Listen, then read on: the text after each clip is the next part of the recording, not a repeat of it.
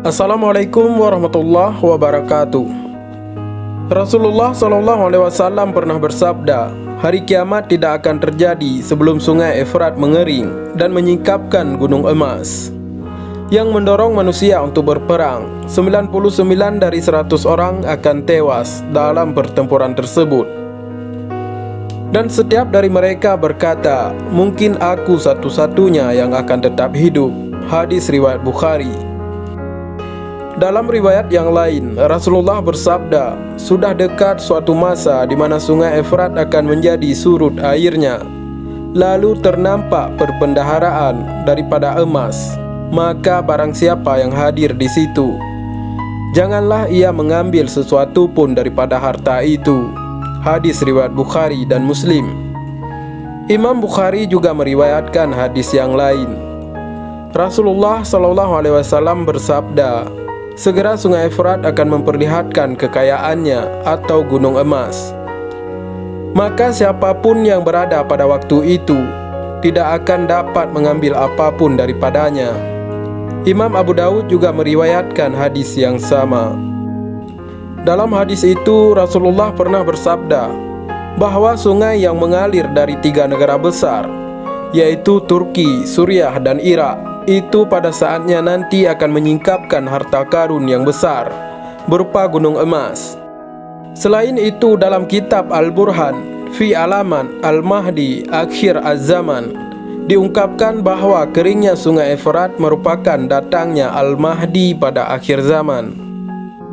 Hadis tersebut membicarakan tentang sungai Efrat. Dalam bahasa Arab dikenal dengan nama Al-Furat atau air yang paling segar. Menurut Dr. Syauqi Abu Khalil dalam Atlas Al-Hadis Al-Nabawi, Efrat adalah sungai yang mengalir dari timur laut Turki. Sungai itu membelah pergunungan Toros, lalu melewati Suriah di kota Jarablus, melewati Irak di kota Al-Bukmal, dan bertemu sungai Trigis di Al-Qurnah yang bermuara di Teluk Arab. Ujar Dr. Syauqi, panjang sungai itu mencapai 2.370 km. Dua anak sungainya yakni Al-Balik dan Al-Khabur sudah mengering. Pada saat Nabi Muhammad memprediksikan masa depan sungai Efrat lewat sabdanya, wilayah subur di daerah Mediterania itu masih dikuasai oleh dua kekuatan besar, Persia dan Bizantium.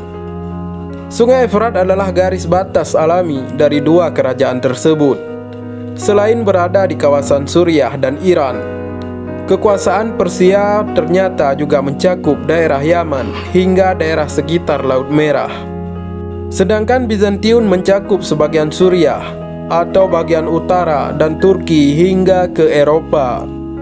Seiring perkembangan zaman dengan kebangkitan Islam dan bersatunya daerah-daerah di Arab, dua kekuasaan besar itu mau tidak mau menjadi terpengaruh. Islam menjadi kekuatan baru dan mulai menunjukkan taringnya pada masa Khalifah Abu Bakar. Gesekan pun mulai terjadi. Persia maupun Bizantium tidak bisa lagi menganggap enteng kekuatan negara Islam. Kaisar Persia sempat mengirimkan pasukan untuk menyerang Madinah. Bizantium juga menyerang kawasan utara, kekuasaan negara Islam, yang mengakibatkan terbunuhnya jenderal Muslim, yaitu Zaid bin Haris. Pasukan Islam mulai menggenggam kemenangan pada masa Khalifah Umar bin Khattab.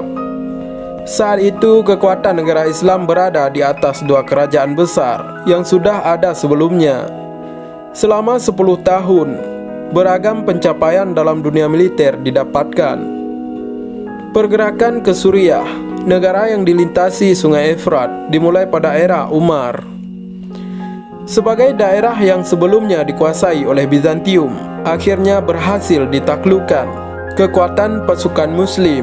Sementara itu, Persia merasa khawatir mereka sudah kehilangan kekuatan pada kawasan perbatasan di sebelah barat sungai Efrat.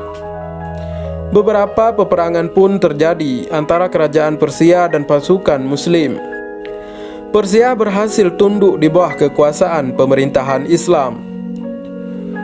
Wilayah itu kemudian menjadi salah satu bagian penting bagi penyebaran agama dan peradaban Islam di seluruh dunia. Penaklukan terhadap Persia inilah yang juga menandai awal mula peradaban Islam di sisi Sungai Efrat. Khalifah Umar bin Khattab kemudian membentuk wilayah-wilayah administratif untuk memudahkan proses pemerintahan. Beberapa wilayah itu adalah Mekah, Madinah, Suriah, Jazirah atau wilayah di antara sungai Tigris dan Efrat di Irak, Basrah, Khurasan, Azerbaijan, Persia, dan Mesir. Setiap gubernur ditempatkan di daerah tersebut. Mereka bertanggung jawab pada sang khalifah.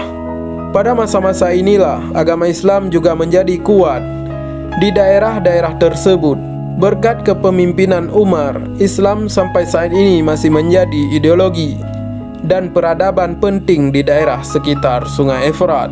Namun dalam perkembangannya, apa yang telah diramalkan Nabi Muhammad SAW sepertinya mulai muncul. Berbagai polemik soal tersedia air dari sungai tersebut selalu mencuat di antara 3 negara yang dilaluinya. Pembangunan dam selalu menjadi permasalahan bagi negara-negara tersebut. Pembuatan dam di Turki berpengaruh pada debit air yang mengalir di Suriah. Sementara pembuatan dam di Suriah akan mempengaruhi air sampai di Irak. Meskipun belum sampai pada tahap peperangan, tetapi perdebatan soal air ini masih saja terjadi. Banyak orang mulai khawatir bahwa ramalan Nabi Muhammad pada akhirnya menjadi kenyataan. Ramalan itu telah disebutkan dalam hadis di atas, yakni Sungai Efrat menjadi kering dan terjadi peperangan setelahnya. Kekhawatiran ini tampak dari banyaknya laman-laman yang mengungkap tanda-tanda akhir zaman terkait dengan keringnya sungai yang berakhir di Teluk Persia tersebut, yakni Sungai Efrat. Semoga kisah singkat ini bermanfaat. Wallahu a'lam bishawab. Wassalamualaikum warahmatullahi wabarakatuh.